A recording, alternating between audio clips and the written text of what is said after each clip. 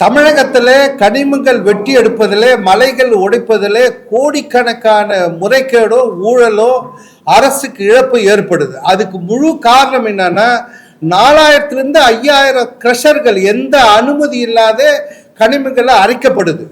இது இல்லாம computer bill இல்லாம இது மாதிரி ஒயிட் பேப்பர் பில்லு வச்சு இது மாதிரி இன்னும் கையில எழுதுனால்தான் இந்த கோடிக்கணக்கான ரூபாய் முறைகேடு. இதுல தமிழகத்துல காஞ்சிபுரம் செங்கல்பட்டு இல்லாம கிருஷ்ணகிரி வழியா ஒரு நாளைக்கு 1,00,000 டன் கனிமங்கள் கர்நாடகாவுக்கு போகுது, கேரளாக்கு 2000 லாரி போகுது. இதெல்லாம் தடுத்தாவே அரசுக்கு கோடிக்கணக்கான ரூபாய் வரும். இதுக்கு முழு பொறுப்பு கனிமவளத்துறை அதிகாரிகளோ மாவட்ட ஆட்சியரோ பொறுப்பேற்றுக்க வேண்டும்.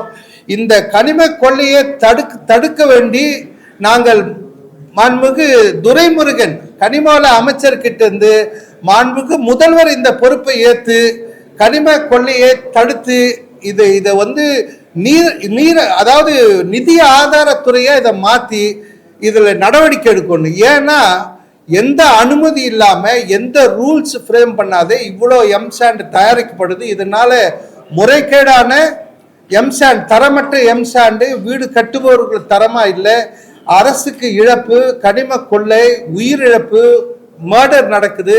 இது இல்லாத நாங்கள் பணம் கொடுத்து வாங்கிட்டு வர ஒரு ப்ராடக்ட், இது வந்து தயார் பண்ண பிறகு ஒரு ப்ராடக்ட், ஜெல்லியோ எம்சாண்ட் ப்ராடக்ட் எடுத்துட்டு வர எங்களுக்கு பணம் கொடுத்து ஜிஎஸ்டியோட வர எங்களுடைய ஓட்டுநரோ உரிமையாளரோ குற்றவாளின்னு எங்களை ஜெயிலில் போட்டு நான் பேலபிளில் போடுறதுனால நாங்கள் பாதிக்கப்படுறோம். ஆகவே இதன் மூலியம் அரசு இந்த கனிம கொள்ளையை தடுக்க வேண்டும். இல்லைன்னா 30 ஆண்டுக்கு அப்புறம் எந்த மலையும் இருக்காது. இப்போ அவ்வளோ மலைகள் உடைக்கப்படுது, கோடிக்கணக்கான ரூபாய் அரசுக்கு இழப்பு ஏற்படுது.